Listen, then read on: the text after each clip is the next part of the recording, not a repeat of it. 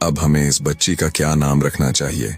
चाटनी ने कहा, यह हमें भगवान के आशीर्वाद से प्राप्त हुई है, हमारी आंखों का तारा है, इसलिए हम इसका नाम तारावती रखेंगे। चाट को यह नाम बहुत अच्छा लगा। उसने प्रसन्न होकर कहा, बहुत ही सुंदर नाम है। इसके बाद दोनों ने उस बच्ची की खूब देखभाल की। वे उसे अपने प्राणों से भी अधिक चाहते थे। समय धीरे धीरे बीतता गया और तारावती अब बड़ी होने लगी।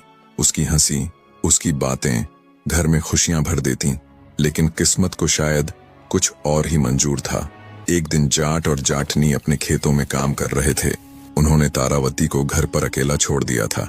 दोपहर की तपती धूप में अचानक खेत के एक बड़े बिल में से एक नाग निकल कर आया। किसी को संभलने का मौका भी नहीं मिला। नाग ने पहले जाट को और फिर जाटनी को डस लिया। आसपास दूर दूर तक कोई नहीं था। दोनों बेचारे तड़प तड़प कर वहीं खेत में प्राण त्याग बैठे।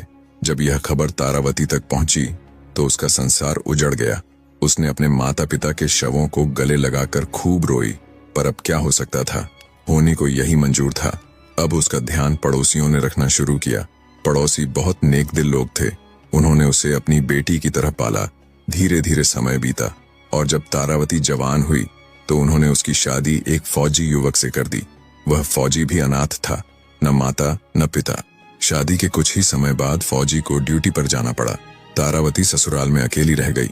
कई महीने बीत गए और जब फौजी छुट्टी पर घर लौटा तो तारा ने उससे कहा, देखो जी, आप तो ड्यूटी पर चले जाते हो और महीनों तक नहीं आते। मेरा यहाँ मन नहीं लगता। क्यों ना मैं अपने मायके चल जाऊं? वहां मेरे पड़ोसी हैं जो मेरे अपने जैसे हैं। समय भी आसानी से कट जाएगा। आप भी वहीं मेरे साथ रह सकते हो।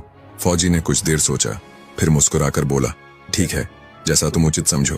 तब तारावती ने अपना सारा सामान समेटा और अपने मायके लौट आई।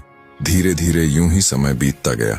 एक दिन की बात है, तारावती अपनी सखियों के साथ कुएं पर पानी भरने गई। उस समय रहट से ही पानी निकाला जाता था। कुएं की एक ओर ऊंची दीवार बनी थी। उसी दीवार के पीछे एक चोर छिपा बैठा था। वह चुपचाप उन सब की बातें सुन रहा था।